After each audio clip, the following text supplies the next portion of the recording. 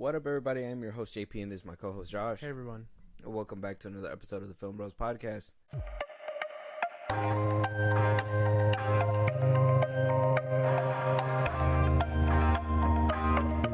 All right, Josh. Well, we got a lot of catching up to do. We got a lot of explaining to do, and some things that need to be explained is what Jonathan Majors has been doing. To be honest, he's been in the courtroom. Yeah. Not really. I thought he was making some good headway when the news was coming out, and then things just kind of went to the side. We talked about last week that Jabari had went on the stand.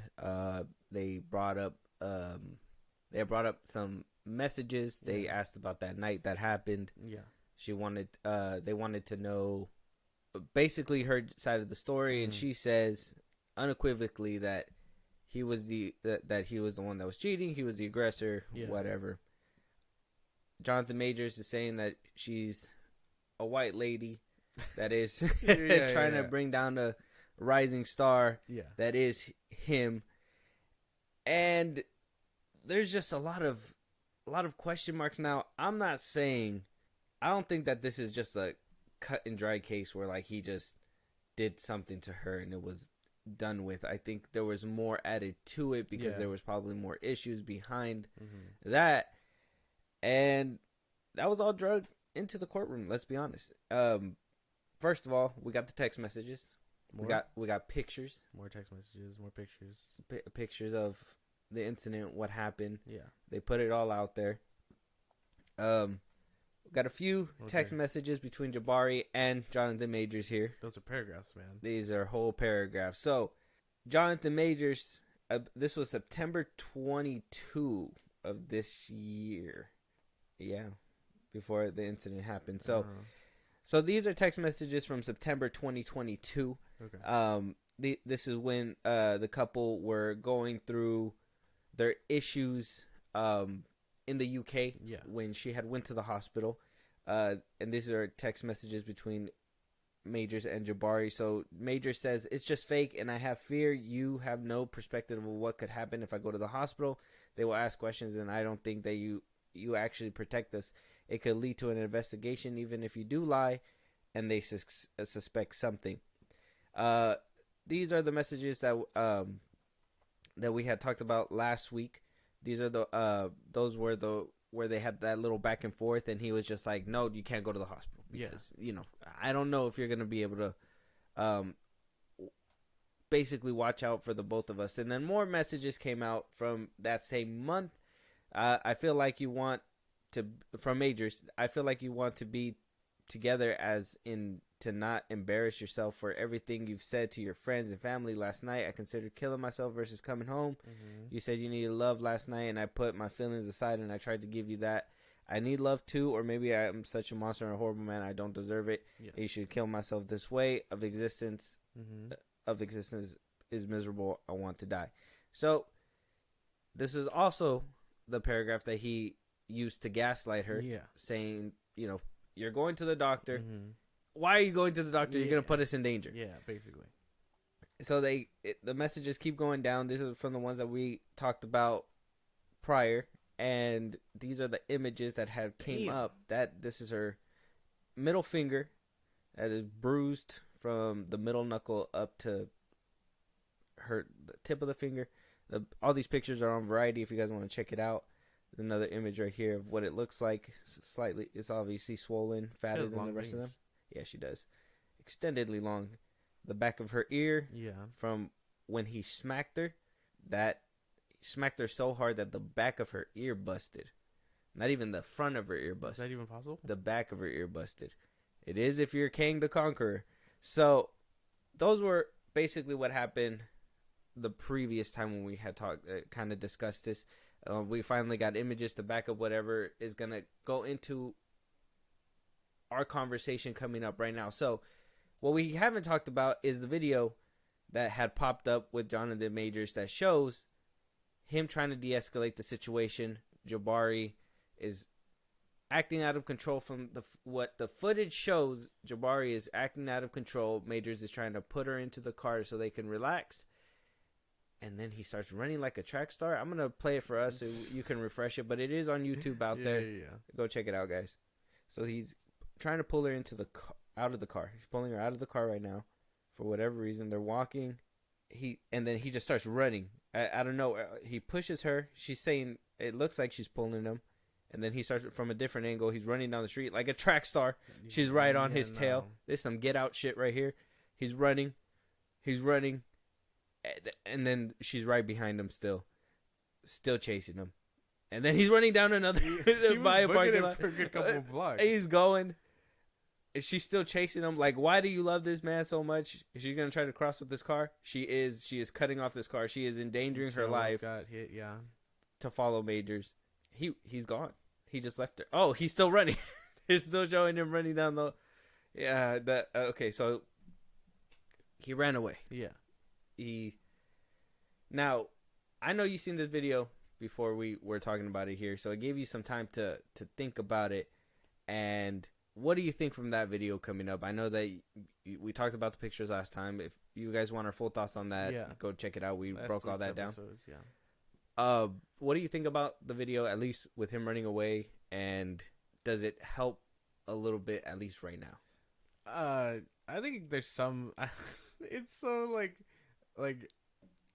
back and forth with the whole case, honestly, because it looks like he's guilty, and then something comes out like this, where it's like maybe he's not so guilty. I'm sure it helps a little bit, but I guess that doesn't really equate to like the markings on her body and shit like that, and then like the text messages. So, I mean, there's still a lot less going on, but we don't know what happened, why he was running. I guess, like, was she attacking him, and then like when she pulled on him, he was just like "fuck out of here" and like took off? Like, that doesn't make much sense. That was my initial thing too when I seen it as well. I was like, okay, so why is this? Okay, she's bruised, she's hurt, but then he's the one who's trying to control her, put her back in the car, and then he's the one running down the alley. I try to make heads or tails of that, because I was just like, man, this is some out of context video right here. Like they from what Jabari's saying. So in the video, so what allegedly happened and what the court documents are saying is that September 2022, this was all happening while they were in the UK filming the movie that they were or show that they were doing for Disney at the time. Yeah. They have these arguments. They are just back and forth, and then I guess in December of 2022, prior to this SUV and this video, there was a recording that was captured on Jabari's phone. Oh, fuck. And look, they're using this as evidence because they're trying to show that he's unstable. I heard the recording. I don't know if you heard the recording already. No, didn't even know that was a thing. So he goes on this rant. I'm going to let you hear it in a second, but he goes on this rant, and by the end of it, at least for me, I didn't know what to make of it. So I'm going to let you hear, and then you tell me what you think this means. Okay. I would like to get to the point where your friends know what job I'm on and go, I think Grace is going to be out of commission. You know what I mean? Yeah, I won't. No. Do you understand that? Because that team, that unit, right? Grace has to be in a certain mindset to support Coretta Scott King. You know who that is? That's Martin Luther King's wife. Michelle Obama, Barack Obama's wife. I know. I'm not. I shouldn't have gone out. I'm No, sorry. let me just lay it out for you, right? If I'm just gonna say this. My temper, my shit, my trauma, blah, all that said, right? And I'm not saying I'm a great man. A great man. I am doing great things, not just for me, but for my culture and for the world. That is actually the position I'm in. That's real. I'm not being a dick about it. I didn't ask for it. I've worked, and that's the situation. The woman that supports me, that I support, that needs to be a great woman and make sacrifices the way that man is making for her and for them ultimately. Last night, 2 nights ago, you did not do that. You sorry. did not do that. I'm sorry. Which took away from the plan. And the plan is everything. If it was just you in the house drunk, maybe I could have swallowed it. Or I would have felt bold enough like, oh, babe, let's just go to bed. Which I said, I'm just going to go to bed. I'm not hungry, blah, blah, blah, blah. Because Grace isn't here. Why? She was drunk. Why else? She was clogged by whatever was going on. You know what I mean? Fine. I can take that. Fine. They were using that to make it sound like he was unhinged. This is probably in regards to the whole like hospital thing, right? No, this seems like this. Just a random encounter. No. This sounds like she went out to have drinks with her friends, and he didn't appreciate that because she's out in the clubs and whatever. He made references to Martin Luther King Jr.'s wife and Michelle Obama, Barack Obama's wife, Michelle Obama.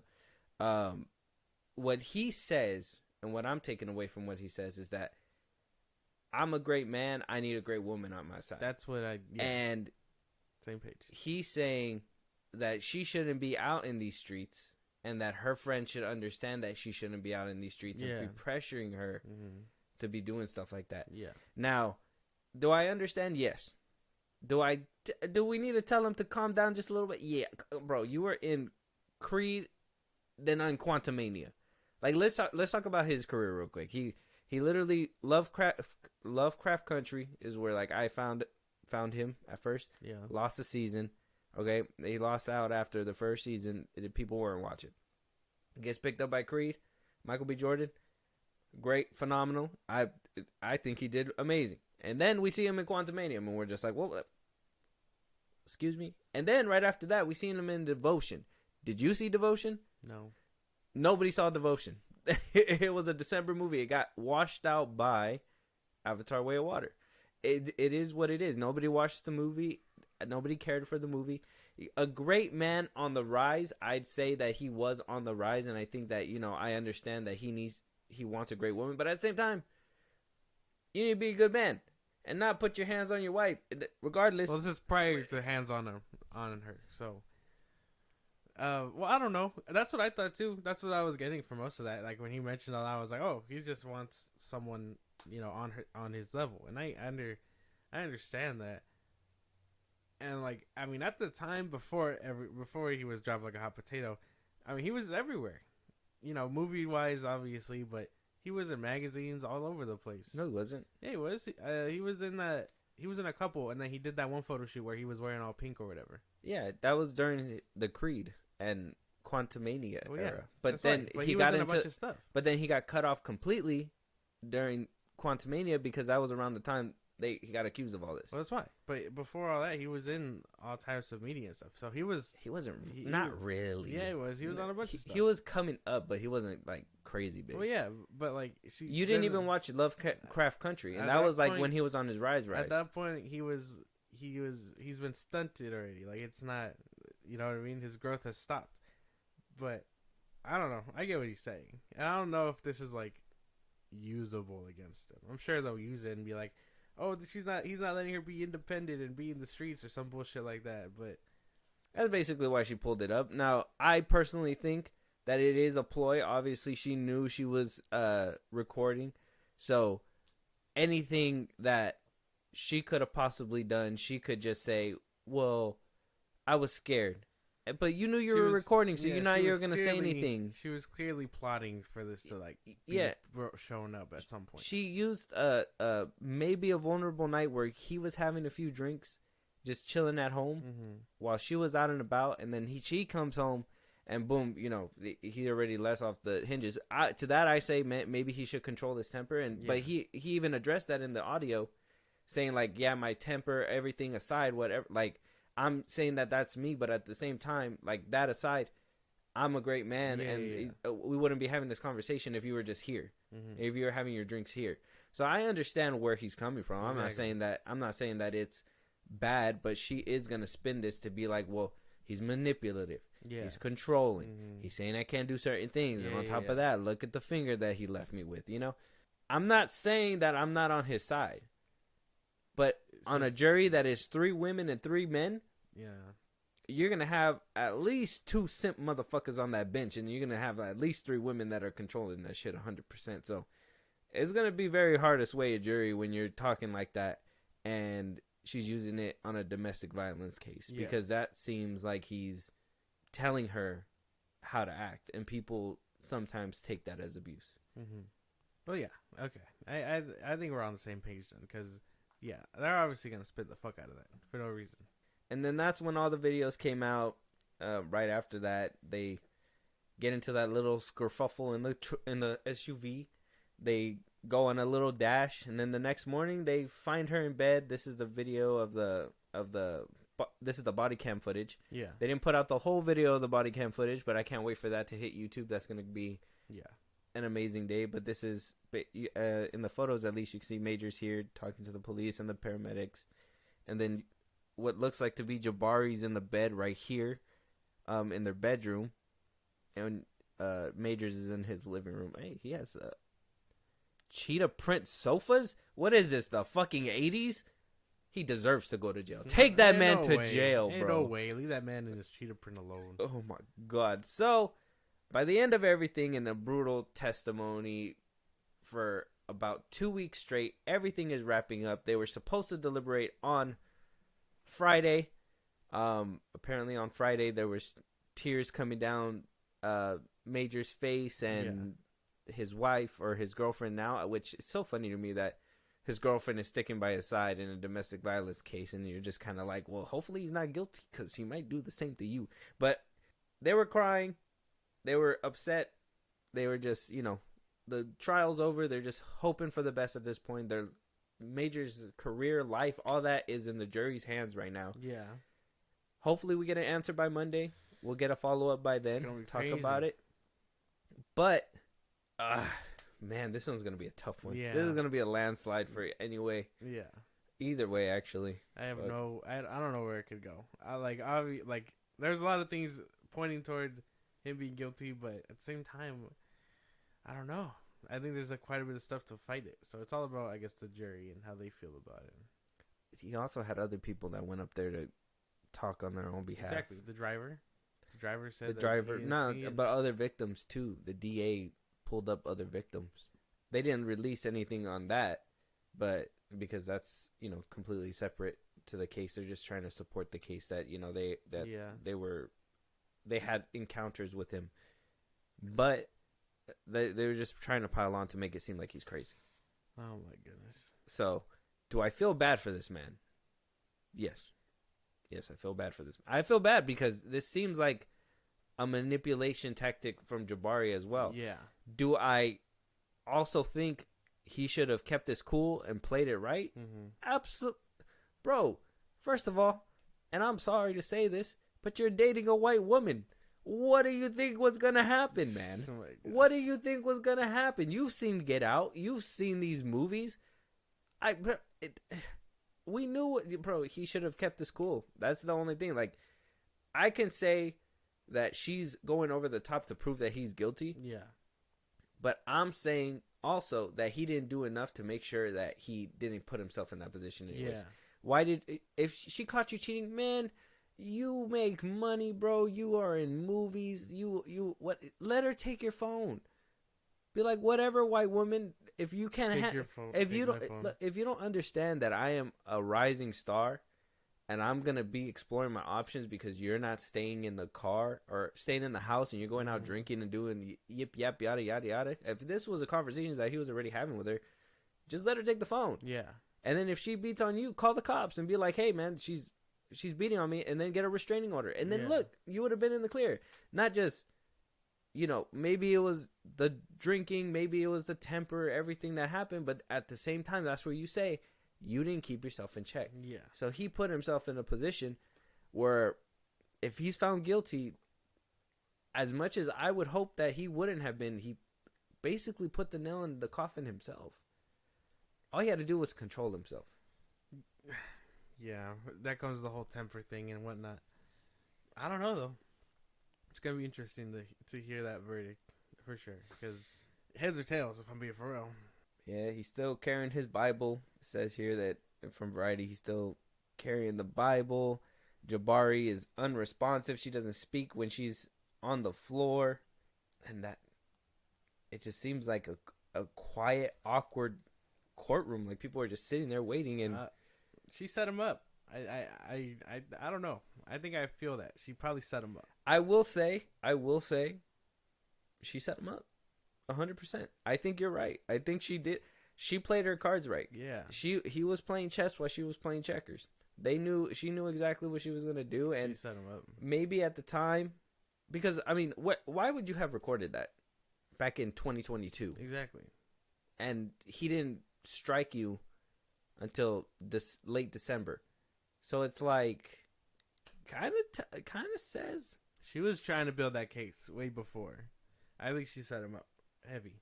There's no way that like you just out here recording shit unless you plan it to be revealed at some point down the line. At some point, or you're gonna say something or do something. There's, I don't know. I say it was a setup, and I think he walked right into her hands. Yeah, set off her little trap. There's no way. Yeah, because I mean, as much as I want to say, like, everything else is fine, right? Obviously not the twisting the finger, obviously not slapping her in the ear. I mean, that is a giant black man, you know what I'm saying? Like, hitting her like with a train, apparently. Jabari was in the closet. Damn. Yeah, man. It's going to be a tough day. It's going to be a tough day to hear what happens, but probably by next week. I mean, Marvel's going to recast, bro. I think that's ultimately the fine line. I think regardless of anything, even that audio with that mentality is just problematic. Problematic. That audio itself, problematic. I would not say to keep him on, only because if those are the things that he's saying, yeah, it was behind closed doors, but then she brought him into light. A lot of people are going to take offense to that. A lot of women and be like, "Oh, so she can't be a hoe, huh?" He thinks she can't be a hoe when she's next to you, huh, Majors? Basically, I don't know. To me, that didn't sound like too bad. It was just more of like him just fueling his own ego and talking to her about what she expects. But like I don't know, that whole conversation. Like, this is the weird thing about like probably being on trial, having all that shit come out. And I know that probably wouldn't have ever come out if she wasn't recording it and setting him up. But still, like, he was saying that to her in like private, you know. So like, imagine his surprise where he was just like, "Oh, that bitch recorded my shit." Like, well, you would. I mean, well, yeah, obviously, but I mean, all that said and done, I mean, it's out in the air. Obviously, we know that it was a setup. We know that there's things that he could have done to have avoided all this. Right now, it's just up to the jury. Yeah. But could you see that audio being problematic for a company? For Disney, at least. Maybe, yeah. Maybe with Marvel's reputation, they can't just bury it away like they do. But, I mean, I'm sure it'll be fine. They'll get over it. And there's other, like we've talked about before, there's other examples. There's the Josh Brolin. Yeah. Robert Downey Jr., if you will. I mean, that was drugs. That wasn't really domestic violence like Josh Brolin. But people get away with this all the time. And a lot of people say, oh, why is it because he's a black man? You guys are going to, 100% just write him off, I'm telling you, man, it's just a pickle now. And Disney writing this long is good that they were waiting. But I don't know. This doesn't seem too good. I'm not saying that I wouldn't be down if they could figure out a way. Maybe there's ways to pay off people. Disney has a big wallet. Maybe they'll figure out a way to hush everything and, have Kang in there and Jonathan Majors come back. Fine. If they could do that in this day and age with computers and Twitter and all that stuff, cool. Do that shit. If you can't, I totally understand. This audio is very bad. The pictures are very bad. It'd be a hard out, man. It's a hard out for Disney. Yeah. I mean, Disney will be fine. Quantumania, Kang and Quantumania and all that, they'll fine. They'll probably be cast. Either that or they'll drop the whole narrative altogether. But I mean, that movie, 2 Avengers movies comes out in the next couple of years, and there's no big bad. So I want Chris Rock to play Kang. Chris Rock. Yeah, man. Put him as Kang. What does he even sound like? What would he sound like? Who's there? Who's at the door? The Avengers? Like, like Oh, something no. like that, right? Something like that. Close enough. Something like that. Close enough. Yeah. Like, it was a joke, Avengers, something like that. I don't know how he talks. My impression of Chris Rock isn't that good. What about Shaq?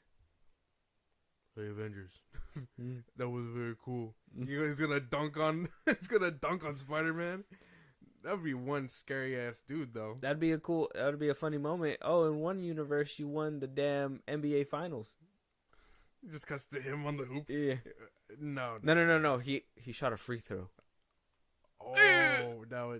Well, I mean, they're gonna CGI that. Like, They're gonna say they can't do it in real life. Damn, You can't Shaq, do it in he's real at your life. neck top, bro. You can't do it in real life. He's gonna CGI him. Bro, that's a myth, man. He could do free throws. No, bro. he can't. He can't do 3-pointers. That's different. Well, I mean, I don't know what he can do nowadays. it's only like a few feet away, so it's not even like. I don't know. I don't know. But Give us your Kane casting. That'd be funny. That'd be cool. I mean, at this point, let us know what you guys think. Is the guilty verdict out? Or are you guys still Are you guys hoping? waiting for the last minute? Because I know I am. I'm waiting for that buzzer beater. I'm waiting too, but I'm thinking I'm thinking as a perspective of different routes to take.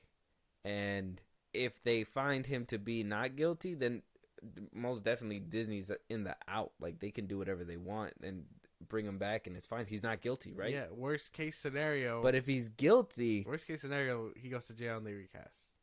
Best case scenario, he's not guilty. He still does Kang. He's back in that purple and blue suit. yeah, because Disney can't just be like, "Oh, it's not too bad."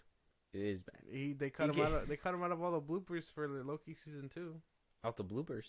Mm-hmm. How do you know? They released that whole thing, and then all you see of the bloopers is Loki and like the cast. You don't see him. What thing?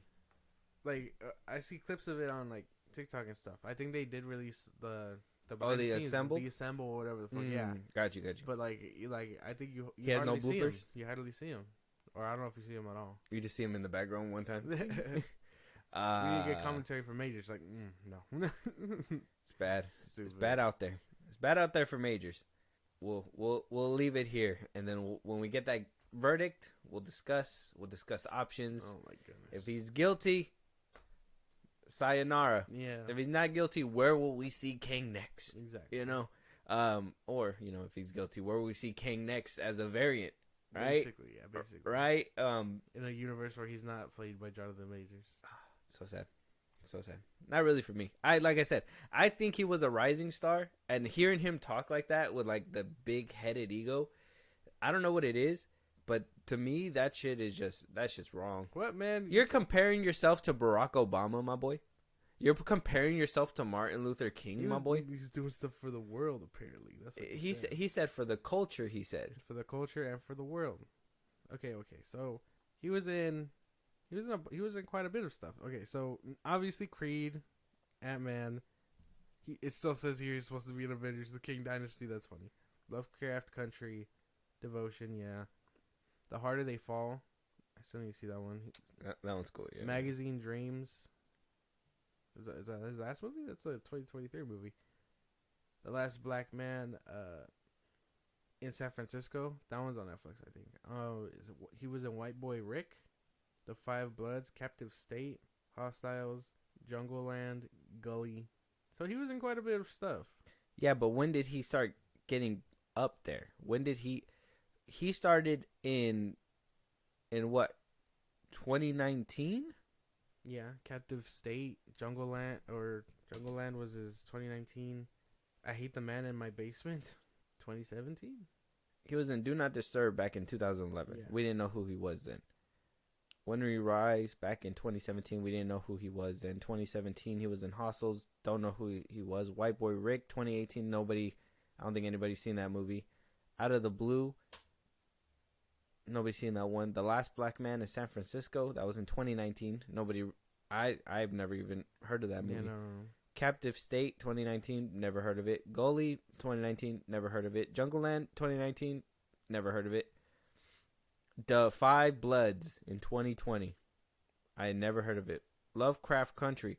That's when I found him out.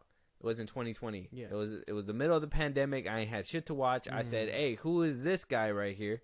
That was pretty cool. Oh, he was in like 5 movies in 2019. See? The Harder They Fall. Yeah, but you didn't see not one of those. Well, no.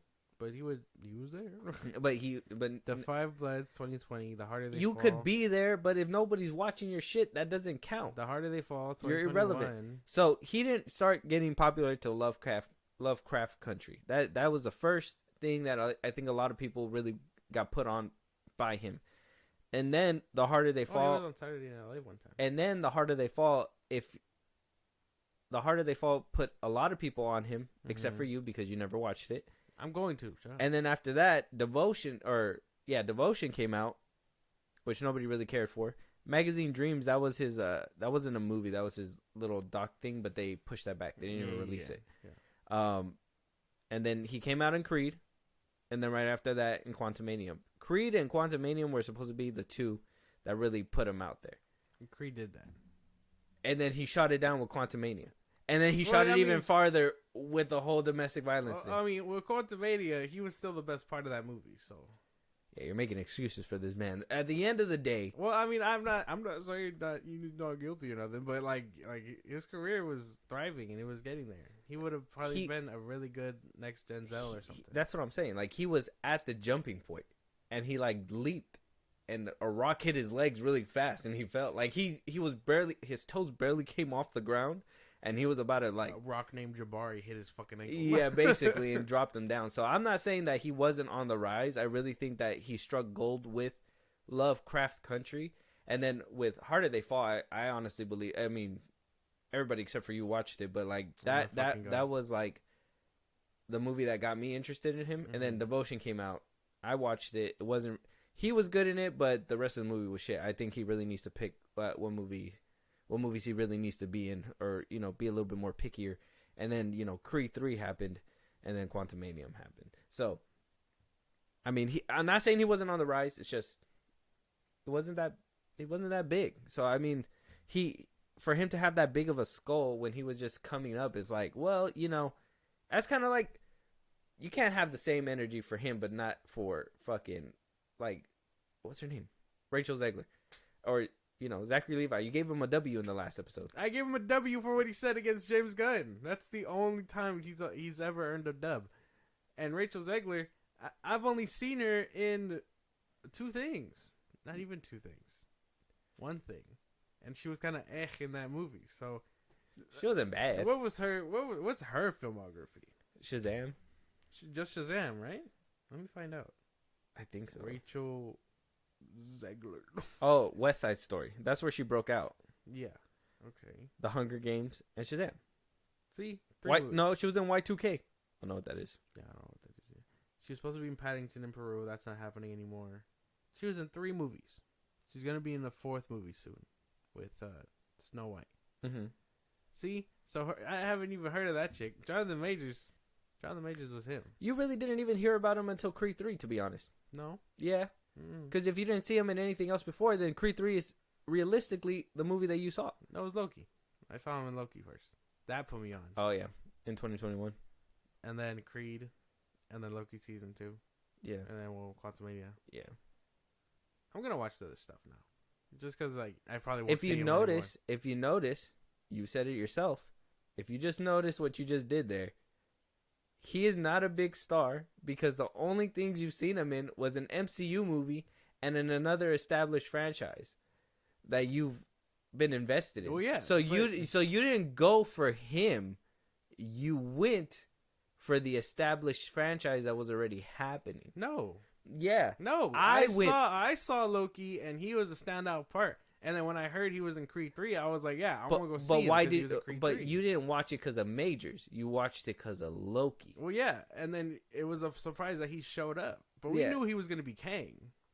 We just didn't know who was going to show up. That's not what I'm arguing, though. What I'm saying is that you didn't know this guy, nor did you care about him. And you're saying that he was on the come up, but he was struggling for all these years, even to the point, let's say 2021, because for you at least, because you didn't really see anything else besides something that was labeled MCU. And then that's when you got put onto him. But then at that Well, point, yeah. so I mean, really, regardless he was just new, and then the only thing that's really was gonna really pioneer his ship was Marvel. Well, no, because I mean, if you barely hear about Kobe, Eminem, whatever, they're still gonna have a large career before all that. They're still gonna have a large career. You're just catching him in a certain thing. No, that's not fucking true. Yes, it is. We just talked about Rachel Zegler and how like she doesn't have anything right now. She doesn't. If somebody's not a as fan, big. if somebody's a fan though, look, she's only had 3 things and she's made more noise. We've talked about her more on this podcast. It's problematic. And he's been radio silent because of stuff. Okay, all that aside, but she's been, I would say, routinely doing like interviews and stuff like that or whatever. So a lot of people know who she is. Majors, and maybe that's not like fair. Let's say like somebody like Jake Gyllenhaal. Obviously, his filmography goes all the way back. Yes. But you caught him in a what was your first Jake Gyllenhaal movie? Nightcrawler or Softball. It was one of those two. Okay, so one of those. You caught him in the middle of his career. Mm-hmm. I seen him in Bubble Boy. That's how far back I went. So like I've seen him grow with his career, and I seen when his career jumped up and people were putting him in more movies. Same thing with The Rock. I seen when his career started coming up or whatever. The Tooth Fairy. He was barely coming up, and back then, let's just for argument's sake, back then it was a little bit harder for people because it wasn't franchise based. You didn't unless you were in a sequel or whatever. Blah blah blah. Yeah. Now he went through those motions, and he was on TV. Got canceled. He was on a Netflix movie that you may or may not have seen. Let's just be honest. And then another movie in the box office that people really didn't see. Yeah, got overshadowed by Avatar. And then you got these two. So I'm just saying, you kind of proved my point when you said that. Well, yeah, but no, it's not that. It's more of like I said, if you're catching someone as an established actor, that doesn't discredit everything up before. You're just catching their name right there. I'm not saying that that's what it sounds like. Regardless, you're just. I'm not discrediting it, but what is the movie that really puts him on a high rise? So I could have watched Jake Gyllenhaal from Bubble Boy, but what is the movie that put Jake Gyllenhaal on the map? Nightcrawler, Southpaw, Source Code. Some people had watched that one too. You probably never heard of it because you don't like movies, but I've heard of it. There's all these different movies that he was in before, but there was that one particular movie that skyrocketed him to stardom. What skyrocketed Majors was the MCU, and he was only in 2 projects before he got completely booted out. He killed it. Exactly. So I mean, let's just put it in perspective. So like I said, a man having that big of an ego when you were just starting off. Sound like, if he was like Denzel saying shit like that, I would have been like, okay, you have a little validity. But if you're Majors comparing yourself to Barack Obama, the man who was the leader of the free world at one time, it's like, come on, bro, stop it. He was getting there. That's fine. No, he wasn't. No, he wasn't gonna be president, but he was getting there. Okay, all right. I guess that's fair enough. Well, we'll leave it at that because we got more topics to run through. But we'll find out how big. Famous? We'll find out how big he actually is. Who's more famous, Rachel Zegler or Jonathan Majors? Oh, apparently Zegler's gonna be having a longer career. Well, yeah. I mean, she's gonna have a year on him if he goes to jail. Not even then, 2 projects. Well, she has Snow White, and then Hunger Games Part 2 is probably going to get greenlit for sure. I thought that one did bad. No, that one's at $200 million. It only had $100 million budget. Damn. Okay. Yeah, I think it's at $250. Okay, yeah, she's probably gonna have 2 or 3 movies before he gets out, and then if he'll catch up like nothing. If she could adjust the way that she speaks and everything, it'll take a while to kind of forget about her. But I think she can. I think she can come back as long as she just shuts the fuck up for a little bit. Which she's turned off all her comments to everything, so she's not having it. She's like, I'm not even gonna allow myself to even creep into that mess. Basically, yeah. But somebody who is in high regards here is Zack Snyder, and his Rebel Moon is in trouble apparently. So, Rotten Tomatoes score has hit at the time of recording this. It's at a 24% rotten for Rebel Moon Part 1, A Child of Fire, but the audience score is at a 70% Now, people went to go watch it. It's in select theaters. If you guys have it playing in your theaters, go watch it. Go support this movie. I'm pretty sure it's fire. But according to critics, it's not a good movie. Yeah. We got a few critic responses here on Rotten Tomatoes. And I'll just let you hear them for yourself. So one critic says, another Zack Snyder movie that deals with the same old issues, quality production values with scattered brain, incoherent storytelling. I feel like a broken record. Another critic says, a hugely expensive but uninspired Star Wars knockoff with some thrilling action sequences and some truly ugly moments that taint the entire thing. Another critic says Rebel Moon often looks more like an animated pitch for a movie than an actual movie with human characters, urgent drama, emotional stakes, and so forth. There's one good one right here, an entertaining filtering of science fiction and general storytelling tropes through the lens of creator-director Zack Snyder. Yay. This is that guy. Yeah. Woo.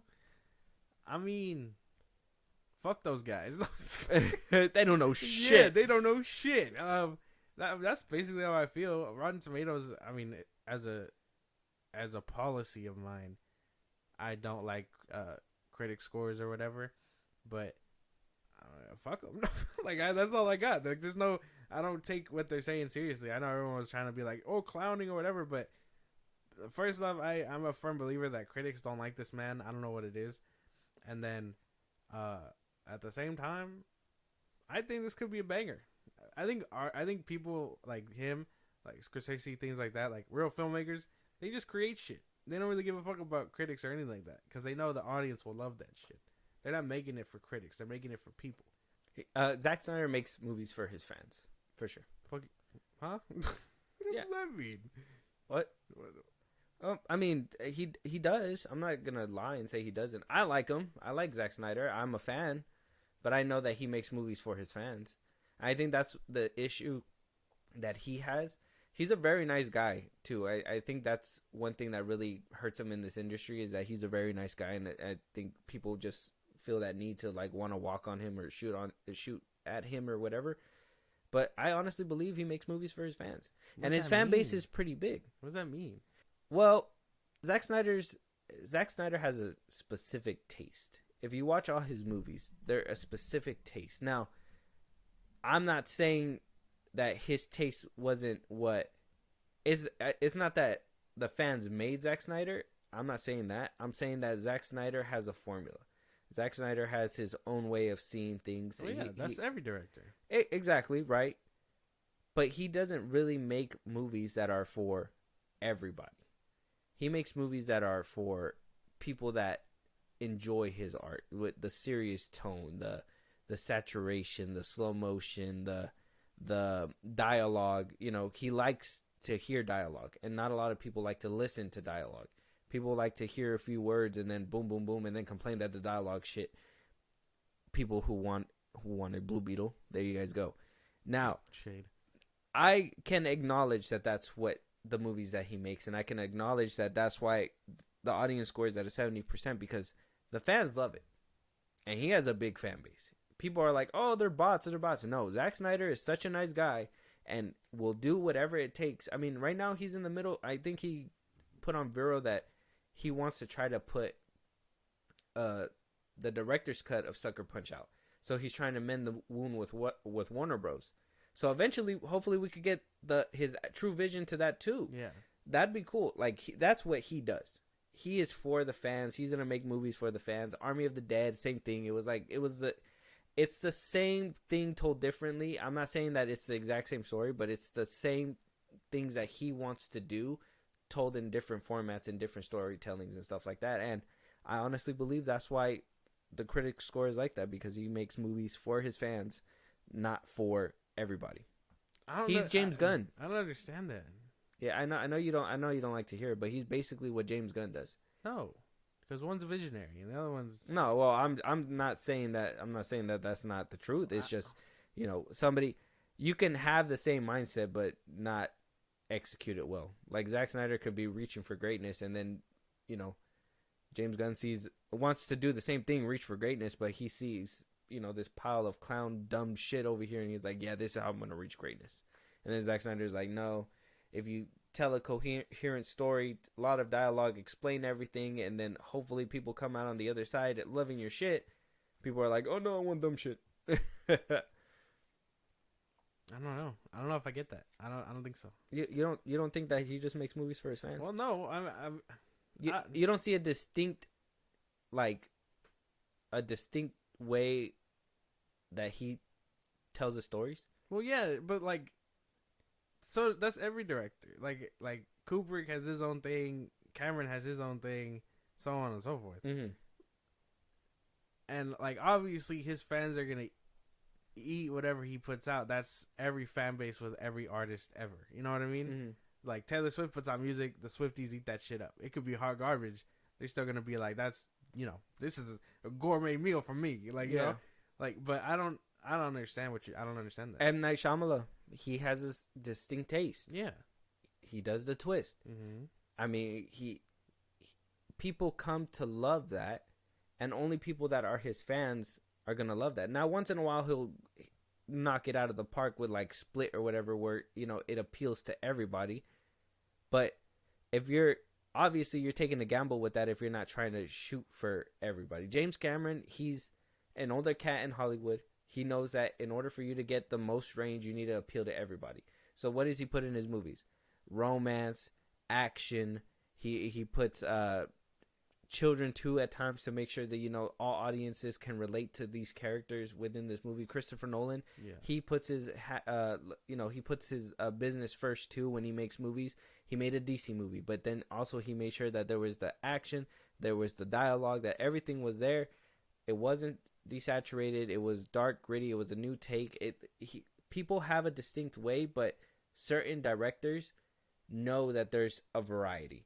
And I'm not saying Zack Snyder doesn't know that, but what I'm saying is that he knows that he has a fan base that is gonna ride for him, so he doesn't necessarily need to go out of his way. James Gunn, his fan base is from Marvel, and I think his fan base is from like now DC fans, whatever the fuck. But Zack Snyder, if we're just speaking about him, he has a distinct style and he has a distinct way he wants to say stories, and I think that's why a lot of his movies don't. I mean, if you notice too, why does he always need a fucking director's cut? Think about it. Why does he always need a director's cut? Because he makes his movies the way he envisions it, the way that he knows that he likes it, and the way that he knows the fans are going to enjoy it.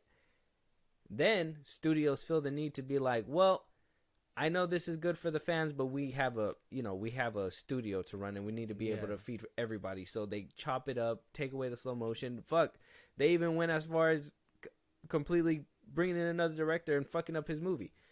It's just, I think that he has a distinct taste, and now that he's with Netflix, yeah, they still have something that, you know, that they have to put out, but at least they're with them and they're like, yeah, we know that we got to make a movie that's entertaining for everybody, but if you want to put a director's cut out, better for us, put that shit out right after that, and then part 2 comes out, whatever.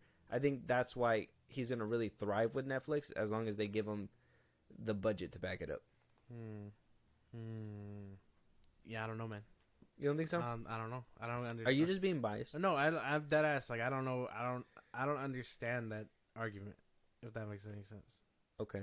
Like I said, every director has a distinct thing. It's and I don't know.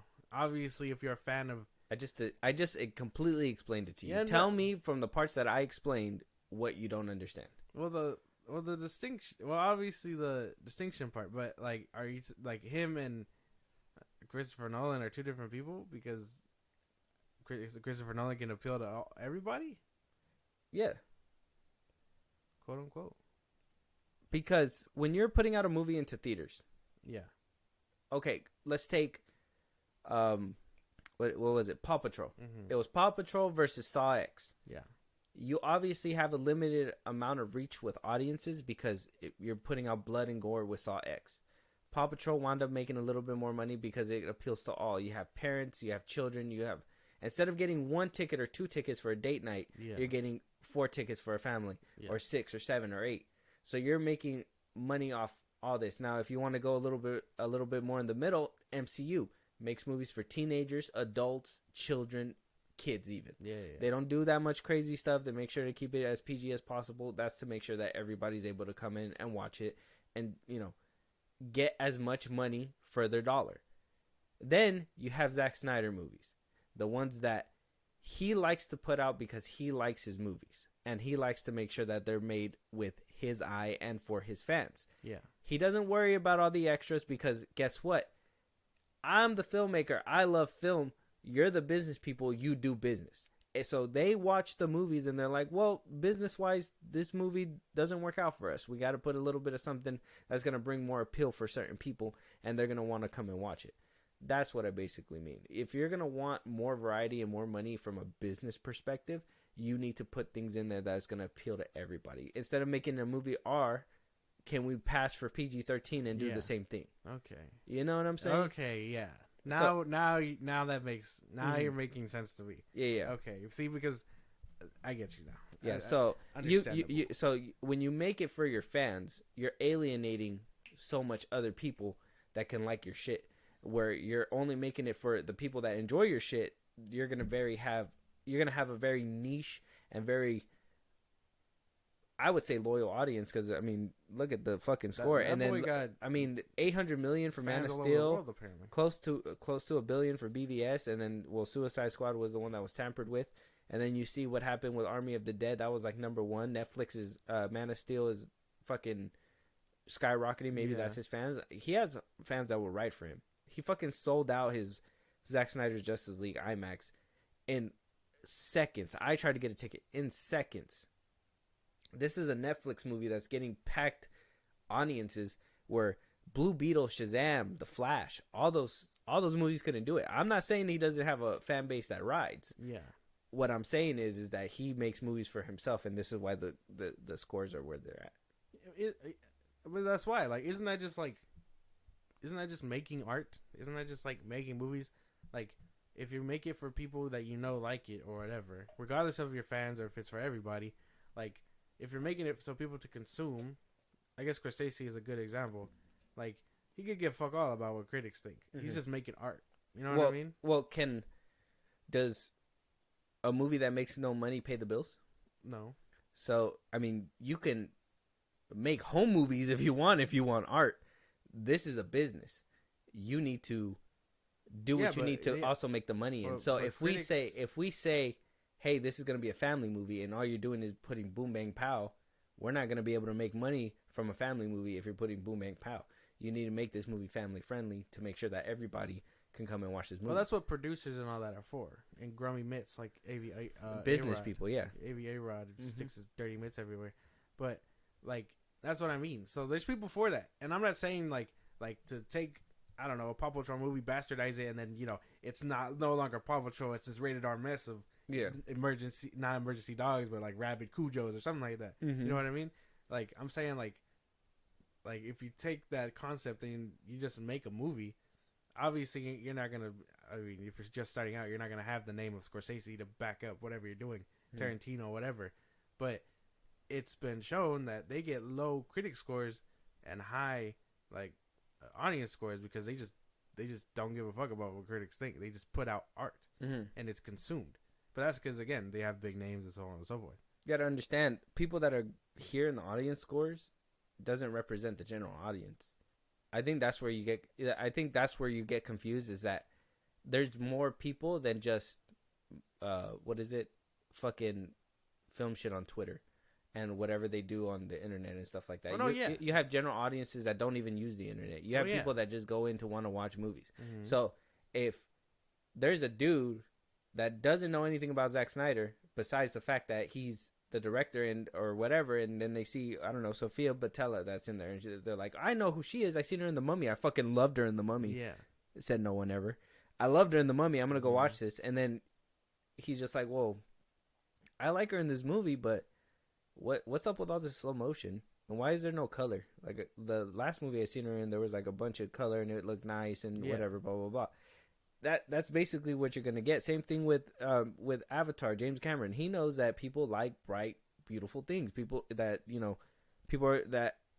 He knows that movies are entertainment. That's awe and ooze and blah blah blah blah. Yeah. So if you put things out there that are gonna really pop out to you and appeal, that's what I mean by like it's not what is it called? It's not show friends, it's show business. You know what I mean? Like you can't just be like, oh yeah, this isn't gonna make. That's why Man of Steel and everything that happened with DC because they thought his vision wasn't gonna take them far. They thought his vision was gonna just keep to his audience themselves, not realizing that general audiences were in the mix with that. They were just like, no, this is just a niche, loud, vocal, cult on the internet that just keeps talking while the general audiences really don't love this. Yeah. But then you see the DC movies today and you realize general audiences do love that shit. Mm-hmm. They love dark and gritty stuff, at least from DC. I don't think it works with every medium, but DC proved to be good with dark and gritty when they came out with The Dark Knight and whatever. Yeah. Zack Snyder makes movies for people like him, and that's fine. I don't have an issue with that. I enjoy his stuff. If I hated his stuff, then I would understand what half these fucking losers on Twitter say that. I fucking hated this movie. Fucking pays to watch the movie, walks out midway. Oh, I hated this movie. What the?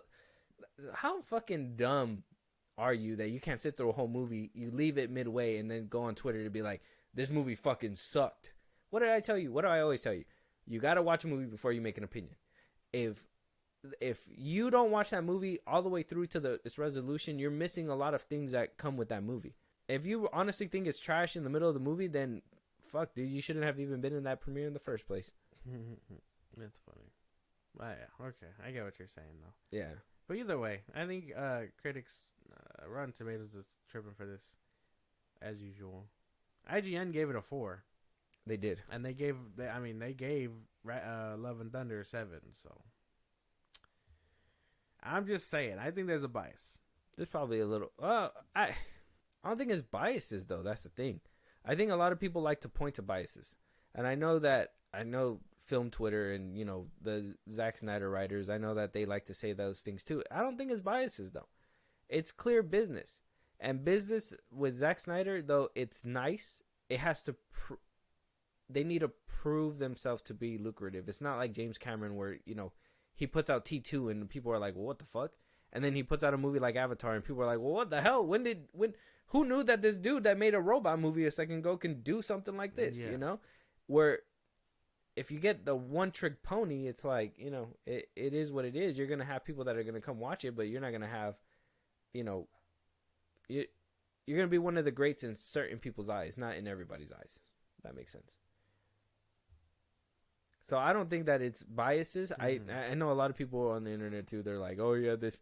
I think I seen one where they were like, I think it was, what was it? It was on Twitter. I think it was Culture Crave on Twitter, and they gave it a bad review. I think they gave it like a 4 or something. Mm-hmm. And this dude reposted it and was like, I remember when. Oh yeah, I know. He said, I remember when the account owner of this page went to go watch BVS, found out that his girl was cheating, and she left midway and went to go watch Justice League with somebody else. And I was just like, how do you know this? How do you know this? And why would you put this out there like that?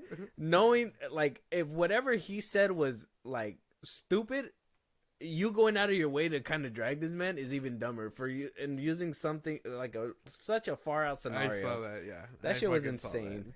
But I can't wait to see this. It's going to be coming out pretty soon. The 21st. The 21st. It's coming out on the 21st. Unfortunately, there's no showings here where we're at. I was looking to see if we can watch it in IMAX, but there's nothing here, and that sucks. So we're going to have to wait for Netflix. If there's any reason to keep your Netflix account, it's probably to watch this movie, to be honest. Oh, and then part 2 in June or whatever. Yeah. But moving on to our next topic, let us know if you guys are excited for Rebel Moon. Yeah. Let us know if you're riding with this score, and let me know if you understand where I'm coming from when I say that Zack Snyder makes movies for his fans. Truly believe it. I don't know if it's biases as much as it's just butthurt people on the internet. Hot take. Move on. Ridiculous. James Cameron says Avatar 3 is right on track. That we can actually see parts of the movie right now if we wanted to, to be honest. But he says that gearing up to release the third movie. They said that they captured, James Cameron said to the People magazine, we did capture on 3 and the live action photography on 3 as an intermingled production with Avatar: Way of Water. So he shot some scenes with Way of Water already. Yeah. And we even did part of movie 4 because our young characters are all going to have a big time jump in movie 4. That's interesting right there. He goes on to say that 3 is actually much more straightforward than 2 in terms of production. 2, we got hit with a pandemic in the middle of it, and we were interrupted. And then we had to reboot the production and all that sort of thing. And it was a scramble to get it all done. Mm-hmm. And then he even goes on to confirm that Kate Winslet will return to reprise her role as Renal, saying that she went to school and is learning with a husband and wife of shaman practice to master the techniques for the next Avatar film. So when you see her doing the purification ritual to try to revive Kitty in the film, and some other stuff that she's going to do in movie 3, that's based on actual practice. What a fucking spoiler, my guy. That is a spoiler. Yeah, what the fuck, yo? He just fucking spoiled the movie unintentionally. What a fucking loser. I mean, good to know she's probably coming back. Damn. But yeah, I mean, that makes sense. She was a witch doctor or whatever the fuck in the second one, so that makes sense. I mean, but cool, exciting. No delays for Avatar 3. Awesome. That and hearing that 4 is on its way, and on top of that, we did hear that 4 got 0 notes for it. 3 is on the right track. I think he said there was only like 1 note for this movie, so that one sounds to be going pretty good. This is what I mean: is that the filmmaker will make a product, producer has to give back notes. Regardless, they gotta do what's right for business. And then 4, they were just like, no notes, man. Holy shit. Yeah, way dude, to cook. Like, hey, man, you do what you gotta do. You've proven yourself. You've proven yourself to do what's right. You know. It only gets me excited for 3. Yeah, 3 is gonna be great. We're gonna see a new type of Na'vi, he said as well. So there's a lot of good details that are coming out about this movie that is gonna be fun, interesting, and hopefully a completely. Like I said, if anybody said Avatar 2 or Avatar was a dead franchise and nobody give a fuck about it, whatever, blah, blah, blah, bro, he's slapping you guys in the face because... Read it and weep, bitch. Avatar Way of Water, top bro. 5 billion. Come on, dog. Get out of here. Get out of here. Ridiculous. No one remembers the main character's name. So they remember it now. So do with that with what you will. You guys got a spoiler and a little tidbit for Avatar 3 that was kind of 4. insane. Insane that he just said that shit outright. Like, imagine being the interviewer. He's just like, "What the fuck?" It's like the dude from the fact that nobody picked up on it and just like ran with it was James insane. Franco from the interview, and Eminem was like, "He's gay." He's just like, "What the fuck?" Rewind that. She's coming back. Like, that's a big fucking thing to say. That's insane. Well, we're talking about it now, so good. She's probably coming back for 3. Yeah, that's exciting. Can't wait to see that happen. Moving on, though, let us know if you guys are excited for Avatar 3. Let us know your guys' thoughts on those little spoilers, and let us know if you guys want us to go a little bit deeper with this topic. Yeah. James Gunn saying that cameo porn is the worst elements in recent superhero movies. Oh, wow. That's funny. So, James Gunn came out on Threads. As usual. Josh. I'm trying to get through it, but I'm just like, man, the shade is hitting me on the side of the face. So he was asked about the overstuffedness on Threads for Superman Legacy. Yes. Obviously, we heard a lot of people are going to be in this movie. We got Superman, Lois Lane, Lex Luthor, Jimmy Olsen, Metamorpho, Mr. Terrific, Guy Gardner, Hawkgirl. We got a couple of castings for the Authority, if that's still true or not. Who knows? CIA agent at one point. Who knows? Yeah. And so when asked about all this and if the film is actually going to have all these people in this movie, he said no. And he goes, no. He says in Threads, I call that cameo porn. And it has been one of the worst elements of recent superhero films. If a character is in a film, they have to have a reason to be there, story-wise. I don't mind actual cameos. He says, I don't mind actual cameos if it's a glimpse or a moment and Easter egg. What bothers me is when they mangle an elegant story by shoehorning characters they aren't there because of the story calls for it, but for some other reason. That's fucking insane. And this is the same man who hyped up the Flash. Yeah, it's fucking insane. Well, it's just, who did the Flash have? Well, Keaton, he was essential, so we can't say him. It had Henry Cavill, had a few other Justice League members. It had Christopher Reeves and the Supergirl. Nicolas Cage, who was probably, used incorrectly. We saw, what's his name? Adam West Batman. We saw the old Superman. The list goes on. But Cameo Porn, I mean, I guess you endorse that kind of thing with the Flash, and I know it's like, yeah, it's his job or whatever. He had to hype it up, but I mean, to say that, just to do that, and then say this out loud is kind of stupid, ridiculous, if you ask me. Yeah, James Gunn to even come out and say anything about Cameo anything is insane, because wasn't he the same person who put Howard the Duck in the movie in the post-credit scene that didn't have anything to do with the movie? Guardians, the first Guardians. Yeah, the first Guardians. I think he showed up in the second one too. Yeah, he was in the second one. No significance there. His brother showed up as Calendar Man. Sylvester Stallone. I mean, that he said it was an Easter egg, but sure. I don't know, man. Well, Sylvester Stallone was in the second one. That's what I'm saying. But he was just there, and then he was there in the end. Well, yeah. He was supposed to be like a Ravager. Yeah. Calendar Man, yeah. His brother is Calendar Man. Kevin Bacon in your holiday special?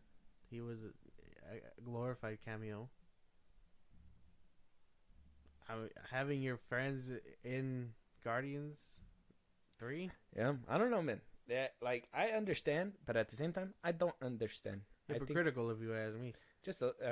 He's a real hippopotamus. This is the guy who they gave the keys to the DC universe. See, my thing is that you're not supposed to be talking about this stuff, right?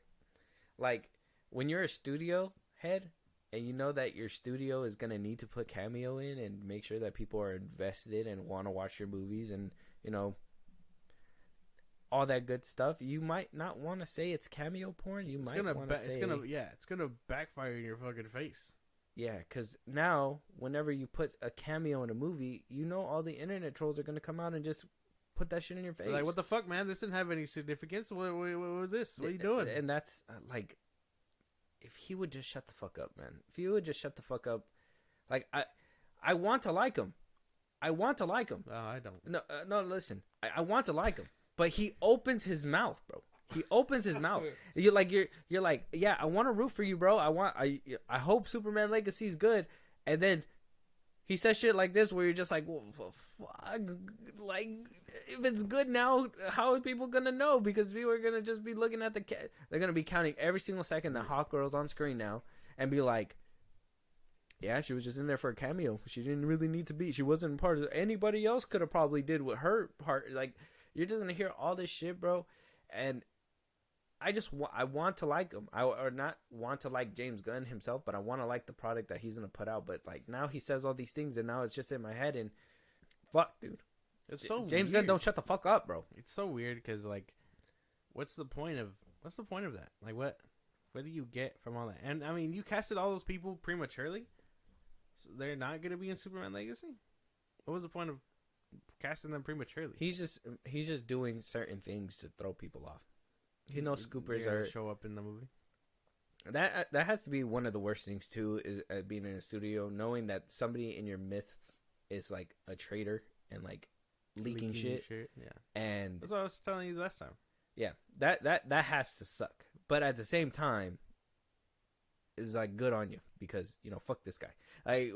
The thing is that he's giving out misinformation because he knows there's a mole, and I understand that. Maybe that's why he also did the whole Palm Clementif or whatever. Yeah. He debunked that on Threads too, saying that that's not true.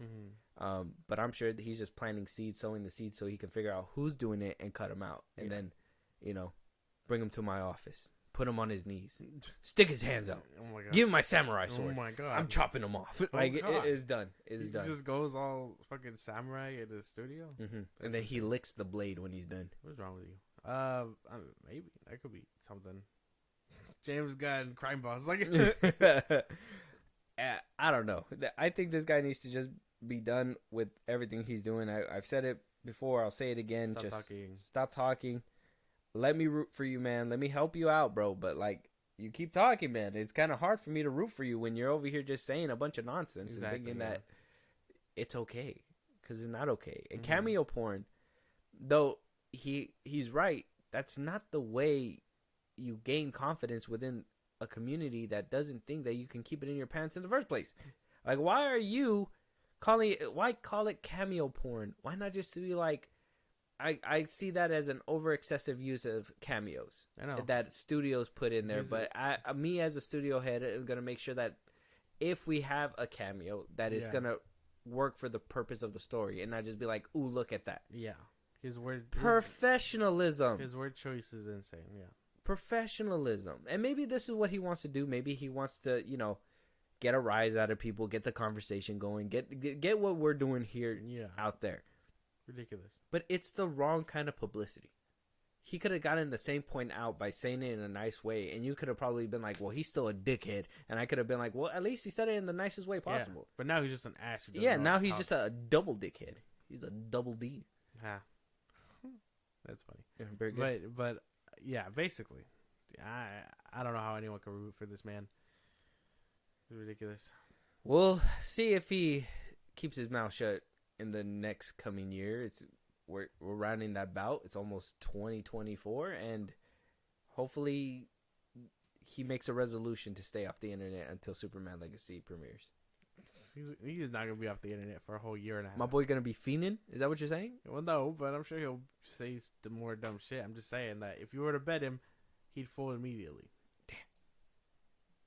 Fucking Gunn. Anyways, let us know what you guys think out there. Cameo Porn. Do you even trust what this man says? After endorsing The Flash? He hyped up The Flash. He not doing anything for Aquaman. Mm-hmm. Shazam, saying. he didn't give a fuck about either. Yeah. Zachary Levi came out and talked this shit. Let us know out there what you guys think. But moving on to our last couple segments, we got trailers. We got Kung Fu Panda. Kung Fu Panda. Kung Fu Panda. Cinema. 4. Yeah, cinema. I have no words. I kind of just want to jump into this. I think this is exciting. Mm-hmm. This is... No words. Jack Black's returning. Apparently the Furious 5 is coming back. Angelina Jolie, Jackie Chan. Fucking Seth Rogen's going to be there. Yeah. Awkwafina, I heard that she's going to be in this film as well. So let's see if we can spot her out. Oh, well, I mean, that won't be hard. But All right, let's get into it. It is time to take the next step on your journey. I'm not going to be the Dragon Warrior anymore? You will advance to spiritual leader of the Valley of Peace. Inner peace. Inner peace. Keep your surf off my turf! Dinner, please. Dinner with peas in a sesame soy glaze. This is not working at all. Oh my god. That was crazy. Looks funny. Yeah. Universal's been killing it in the animation game. I don't even care. Like that, the animation looks clean. I still remember like the first Kung Fu Panda. This just looks like they completely just upped it at 10. Kung Fu Panda 4, bro. That shit looks clean. I didn't hear Awkwafina. Where is she? The little fox? She was the fox. You could barely. She wasn't as raspy as she usually is. Yeah. She got it under control or something. But yeah, no, that was her. And then Tai Lung. I'm excited for Tai Lung. Tai Lung, hands down, one of the best. Ian McShane is coming back. Hell yeah. He better deliver another fucking performance. I've been seeing his clips on TikTok everywhere where he's like going in on Shifu, and I'm like, that's kind of like, damn, I don't remember him cooking that hard, but he cooks, and so hopefully. My boy was talking shit and backing it up, bro. That was insane. The shit he was talking to Poe, man, he was just like, and Poe didn't even care. He was just like, man, you just be mean, but I'm gonna whoop your ass anyways. But yeah, no, looks good. Looks so good. Solid. Yeah. Must watch. Yes, for sure. Next year, 2024. Mm-hmm. When does it come out? March 8th. March 8th. Very good. Go check out the trailer. It's on YouTube right now. Last trailer of the day, though. Got an A24 movie. It's called Civil War. Kristen Dunst is going to be in there. Jesse Plemons, he will also be in there. You heard that The Rock's going to A24? I did hear that. A24 is becoming mainstream, bro. He's gonna play a MMA fighter in a serious role. Apparently. Yeah. Can he act? We'll have to wait and see. Can Yeah. Kristen Dunst act? We'll have to wait and see. Civil War, A24. Let's get it. 19 states have seceded. The United States Army ramps up activity. The White House issued warnings to the Western forces as well as the Florida Alliance. The three-term president assures the uprising will be dealt with swiftly. Let me know if you want to try anything on. Are you guys aware there's like a pretty huge civil war going on all across America? We just try to stay out. With what we see on the news, seems like it's for the best. Hey, that actually looks pretty hard, It though. looks good, but the premise throws me off. Why? California and Texas teaming up? That's... I don't know. Obviously, that doesn't make any sense in real life. That's a little unrealistic. Yeah, no. But that's... The premise sounds cool that a civil war brews. Yeah. Hey, that something like that, I'm assuming it's picking your side, basically. The most democratic state. I think it's more interesting. I think it's more interesting that A24 is taking these kinds of leaps and going into this kind of movie territory. Yeah, because you've never seen a movie like this out of A24. It's usually suspense, thriller, horror, and that's basically it. Now you're getting a war movie with suspense.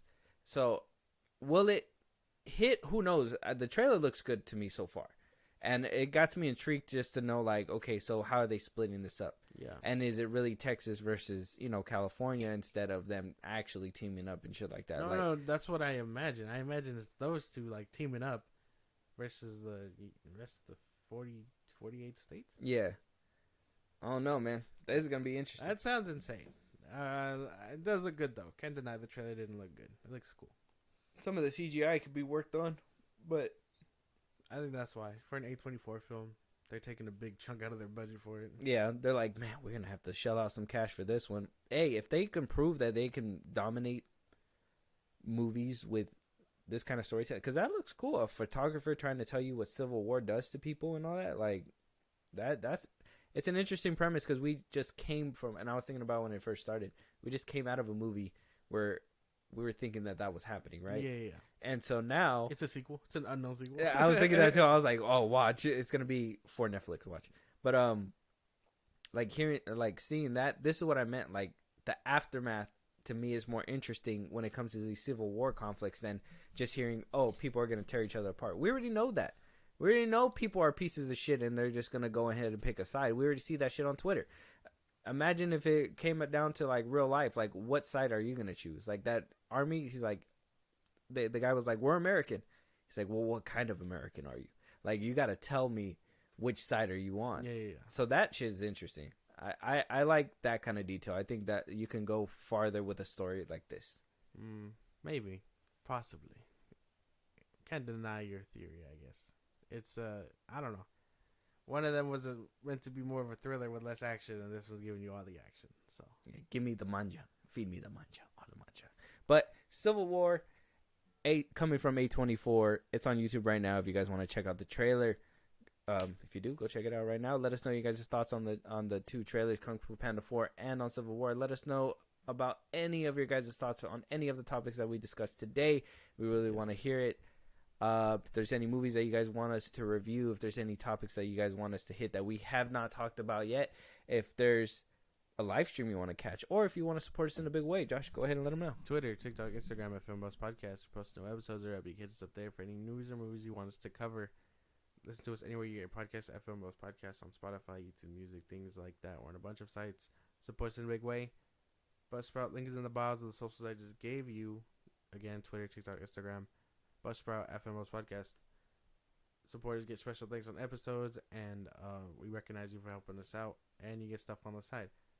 Subscribe to our YouTube at FIlmBros Podcast, and then, again, be a part of the conversation on Twitch at FIlmBros Podcast. Every Saturday and throughout the week we go live. Yep, and we'll talk to you guys on the next one. Talk to you guys later.